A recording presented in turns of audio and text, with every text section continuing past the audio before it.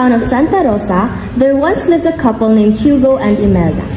Every mealtime, they quarreled over the chore of washing the dishes. Imelda would scold Hugo if he refused to wash the dishes. Sometimes, she would become angry and call him names. And if he talked back, she would get a coconut midget broom and chase him with it. He would run to the house of his compadre and hide there till his wife's anger had passed. The neighbors familiarly called Imelda Kamaldang and Hugo Kaugong. One day, just as they were finishing their lunch, Kaugong announced. I'm not going to wash the dishes anymore. He threw out his chest and lifted his chin. Say so?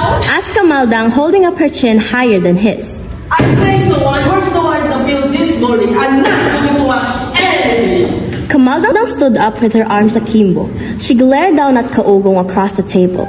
She was at Kaugong across the table. She was a big woman. Her arms were stout. Her voice was also big. And who, Mr. Hugo, is going to wash these dishes? She asked. Kaugong's chest sank again. His chin also went down. He held on the edge of the table nervously. You are the woman. You should do the housework. And what do? You tie the carabao to the reins in the field, and then you lay down to watch it race. You call that hard work? I cook, clean the house, wash your clothes. I scrub the floor. I do all the work that only slaves should do. And yet, you even refuse to help me wash the plate which you have eaten? You!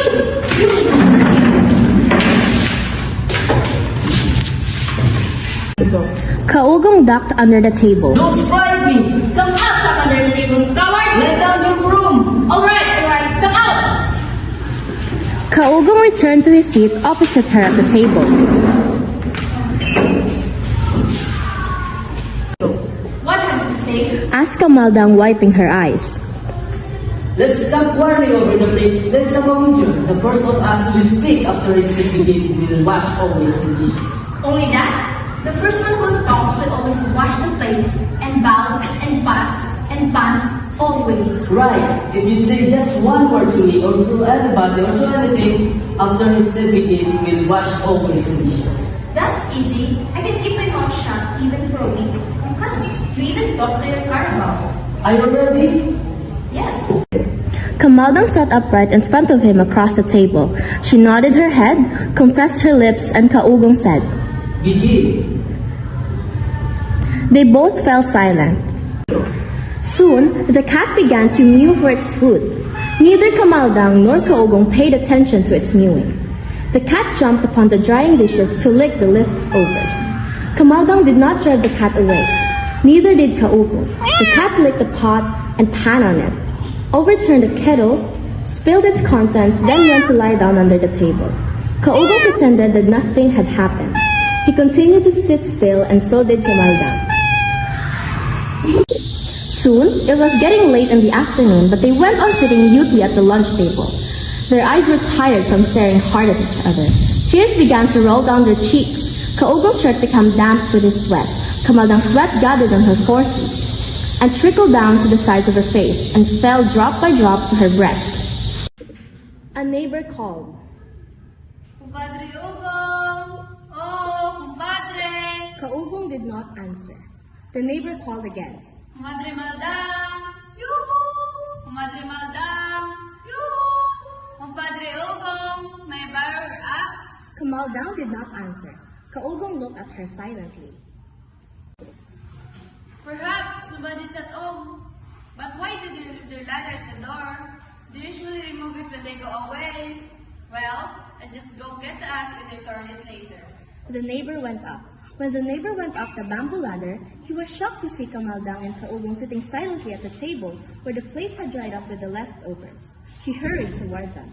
Kaugong neither moved nor talked. The neighbor repeated his question. He shook Kaugong's shoulder. Kaugong let him shake him, closing his lips tighter.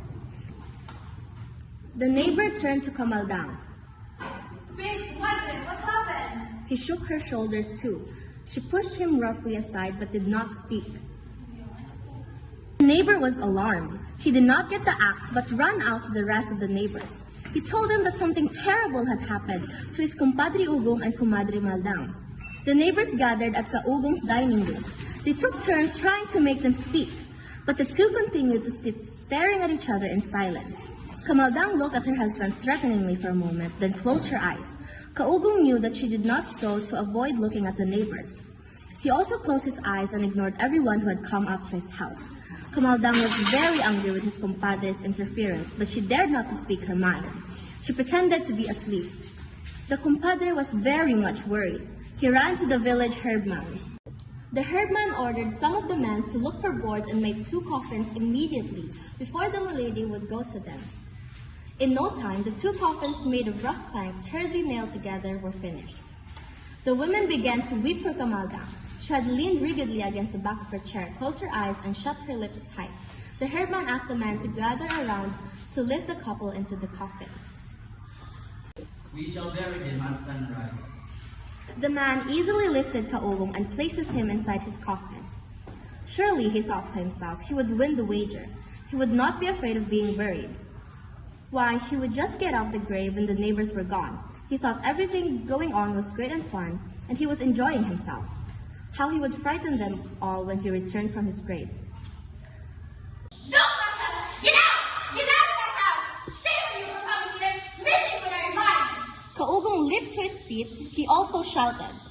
Aha! You do first! Yay! Kamaldang lifted up the lid of Kaugong's coffin to strike his head, to hit him with it.